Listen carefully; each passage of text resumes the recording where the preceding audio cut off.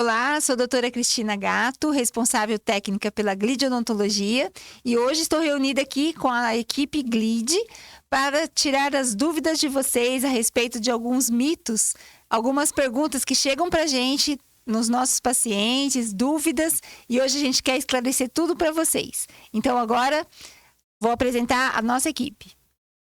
Olá, eu sou a doutora Janaína, sou avaliadora e protesista da Glide Odontologia. Olá, eu sou a doutora Cananda, sou clínico geral e implantodontista da Glide Odontologia. Eu sou a doutora Rafaela, eu sou endodontista da clínica.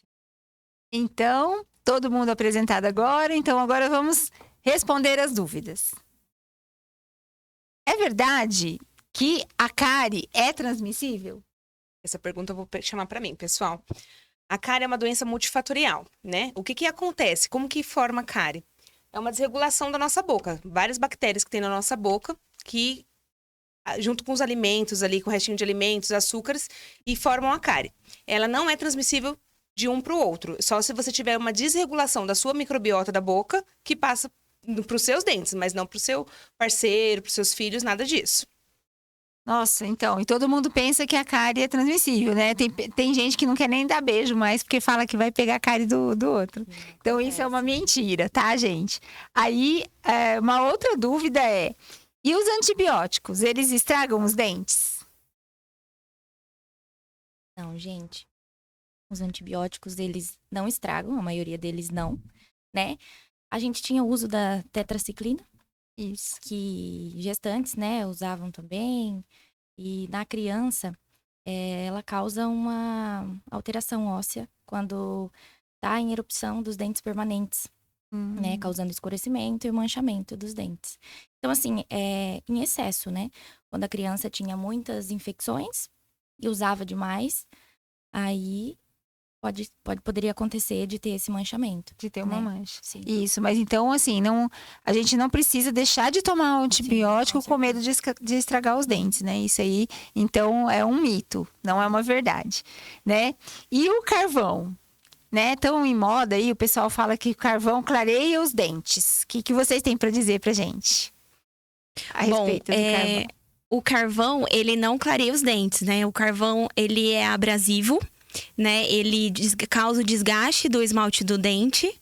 Assim, com o passar do tempo, se essa pessoa usa muito, começa a ter o desgaste e a gente começa a ter a exposição da dentina, né? Que é a nossa segunda camada do nosso dente, que é bem amarelado. Então, é mito, gente. O carvão não clareia os dentes.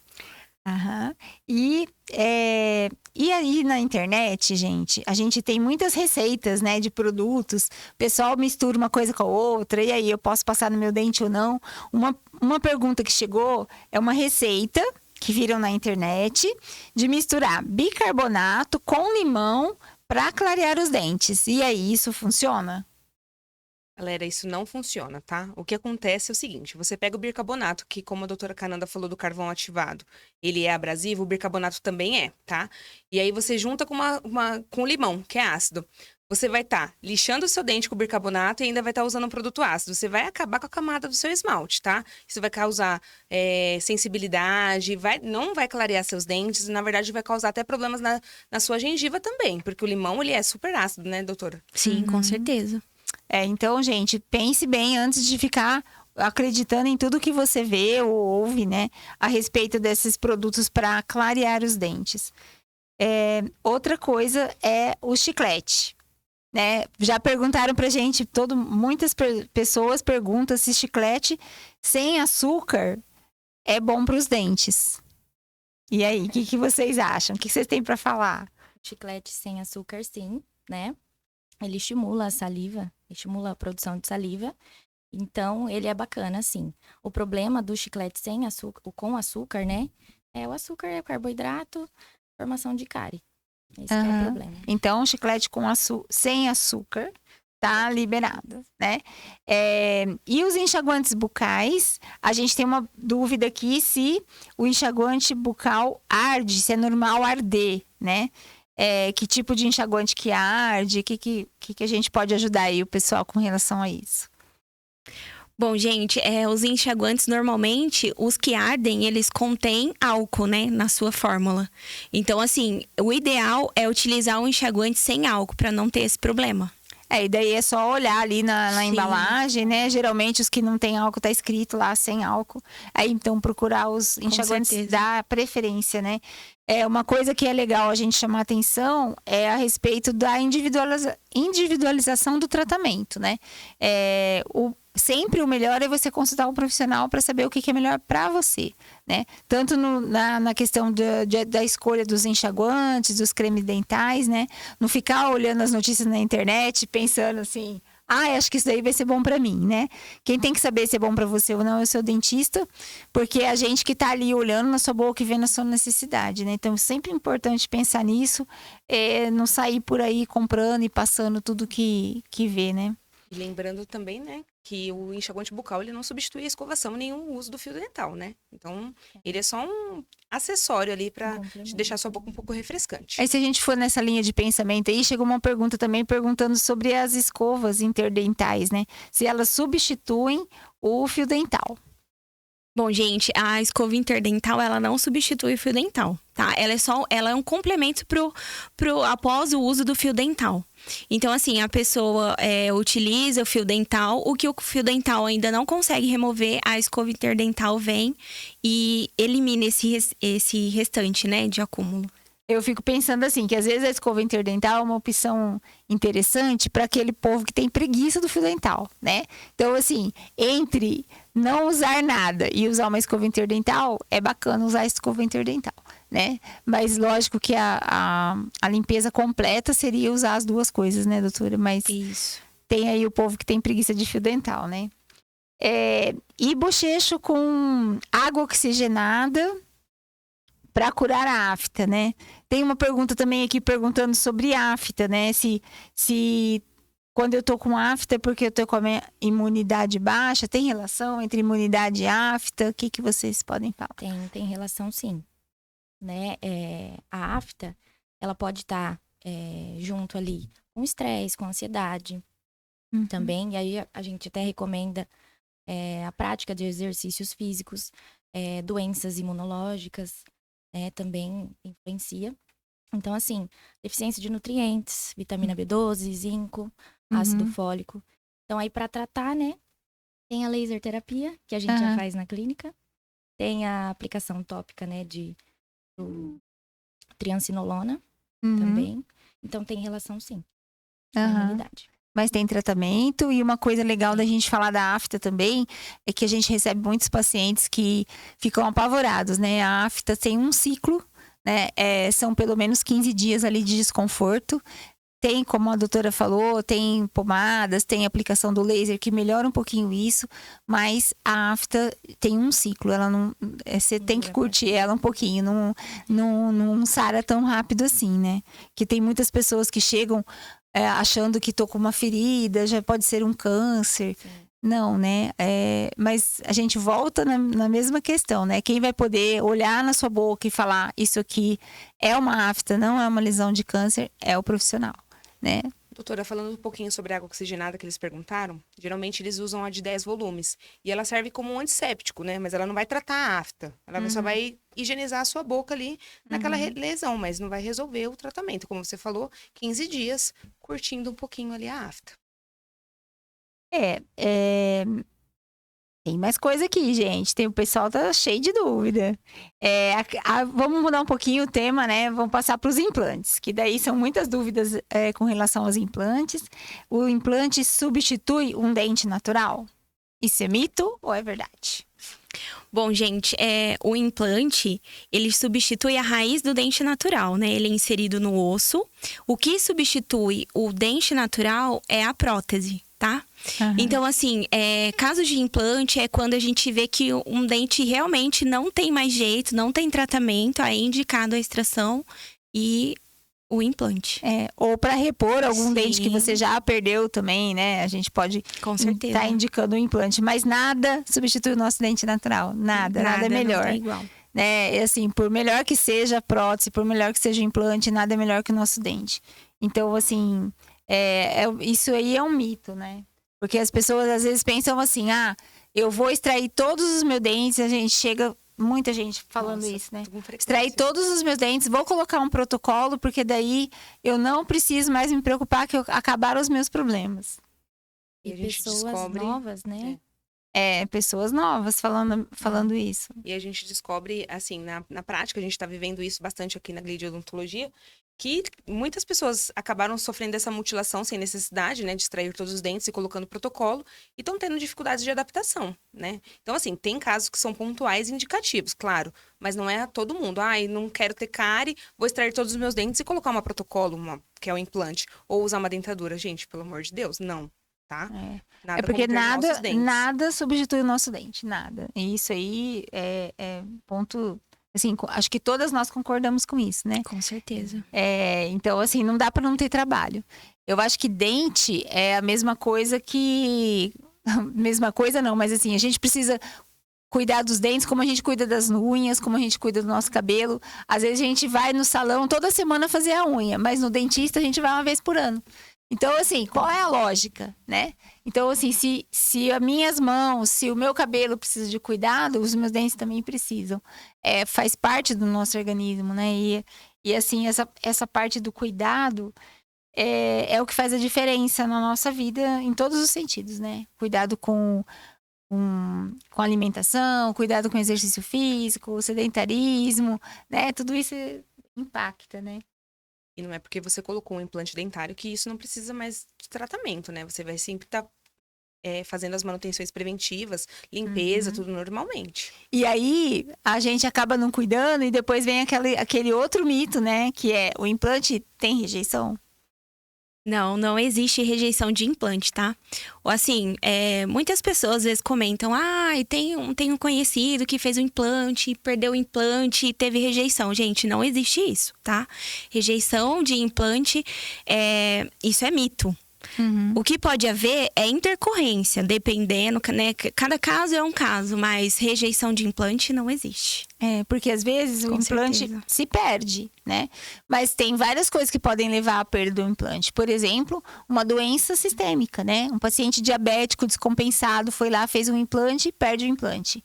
Um fumante, né? Porque o tabagismo aumenta o índice de insucesso dos implantes. Sim. Então, assim, a pessoa é fumante. Ou uma falta de asepsia, né, no lugar da cirurgia, falta de uma boa esterilização de todos os materiais, falta de higiene mesmo, a gente pode dizer, no ambiente cirúrgico, pode levar à perda do implante.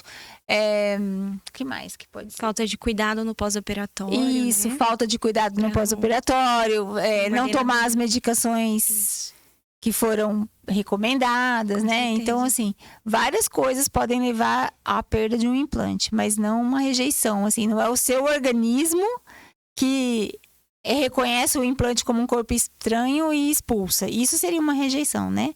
Com certeza. Mas não é isso que acontece. Então, é mito, não tem rejeição de implante.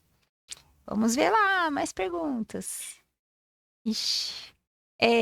E a respeito das lentes de contato, né? Que é um tema aí que tá tão na moda, né? Chegou uma pergunta pra gente assim: se eu fizer uma lente de contato ou colocar uma coroa no meu dente, aí eu não tenho mais cárie? Mito. A dentista da prótese chamou para resposta. Não, gente, vamos lá.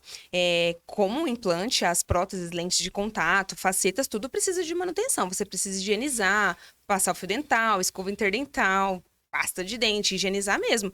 Porque por mais que seja uma prótese colada sobre o dente, existe a chance de formar uma cárie por debaixo dela e perder ela também. Então, assim, coroa, faceta, nada disso previne ter cárie. Não é usado como tratamento preventivo de cárie. Sim, porque a gente volta naquela história que a gente estava falando dos protocolos, dos implantes, né? Tem uma tendência aí das pessoas pensarem que faço uma coisa mais radical e depois estou livre dos cuidados, né? Não existe estar livre dos cuidados, né? Voltando à história do salão, o cabelo cresce, o dente suja, aí tem que cuidar, não tem jeito, né? Não dá para não ter cuidado, não existe essa opção, né? E tem muitas dúvidas também no sentido de produtos, né? Ai, doutora, fala pra mim qual produto que eu devo usar na minha boca, qual pasta, qual enxaguatório, pra eu não ter mais problema. Existe uma pasta, um enxaguatório indicado para cada paciente, isso de acordo com a necessidade, mas isso não significa que você não vai ter mais problema. Porque a limpeza da boca, ela é mecânica também.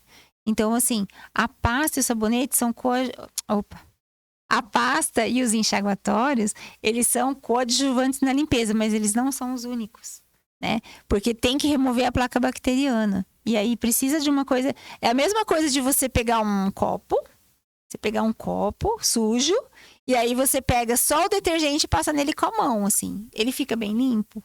Não fica. Mas aí se você pegar uma bucha nova, puser um pouquinho de detergente e esfregar, é diferente. Né? Então a coisa é a mesma. Não adianta eu pôr só um enxaguatório na minha boca, fazer lá o bochecho, cuspir, estou livre de cárie. Não resolve. Tem que limpar. Né? Não tem nada fácil, infelizmente, né? A gente queria chegar aqui e falar para todo mundo, né? Falar, gente, olha, nós temos uma solução milagrosa para o seu problema. Não existe. Vamos lá. Vamos continuar aqui. Quanta coisa, né? Que a gente pensa. A galera empenhada também em mandar perguntinhas, né? Muitas perguntas mesmo. A dentista sabe mesmo se a gente usa fio dental ou não? Se sabemos, hein? Nós sabemos. Eu acho que isso daí dá até para responder em coro, né, gente? Que a gente sabe, sim. Na avaliação clínica, a gente consegue perceber, né, tudo o que acontece na boca do paciente. A gente sabe se está usando palito de dente, se usa fio dental, se escova 3 vezes por dia, como a gente recomenda. Tudo na nossa boca, nada é escondido, tá? Nós sabemos de tudo, né? Uhum. Exatamente. E tem muita gente, assim, que vai passar o fio dental e começa a ir sangue. E aí a pergunta é, se o meu dente sangrar quando eu uso fio dental, é melhor eu parar? Porque tá machucando? Não, gente, pelo contrário. Tem que passar cada vez mais. Sinal de sangramento é sinal que tem um problema ali, tem uma inflamação ali. Então, tem que procurar cuidar mais dessa região, passar bastante fio dental, melhorar a sua higienização, que esse sangramento vai melhorar. Né? Uhum. Na verdade, existe o trauma pelo fio dental, né? Na hora que você passa, corre-se o risco de se machucar. Mas o sangramento contínuo que não é normal, né? E voltando à pergunta que foi anterior em relação a como a gente sabe ou não, a gengiva ela fica com um aspecto avermelhado de inflamação. Quando não usa fio dental, a gente consegue perceber, porque tem um acúmulo da placa em volta do dente, né? E aí isso forma uma inflamação e a gente sabe que não tem, né? Me ajuda a explicar isso, doutora Cananda, por favor, quando a gente não sabe que o paciente não usa fio dental, por favor. Quando o paciente usa o fio dental, a gente sabe? Como que a gente sabe? Com certeza. Quando ele não usa, a gente nota, né? A formação de biofilme em volta da gengiva, né? O aspecto da gengiva é totalmente diferente de uma pessoa que cuida. E então, assim, para esclarecer, né? Porque, na verdade, hoje não era para esclarecer, mitos e verdades. Mas agora tocou esse assunto, eu acho que, de repente, vai ficar uma dúvida aí, né? E se tá vermelha, a doutora já falou, né? Vermelha é doente, vermelho tá sangrando. E se tiver saudável, é da cor da blusa da doutora, assim, ó, cor de rosa.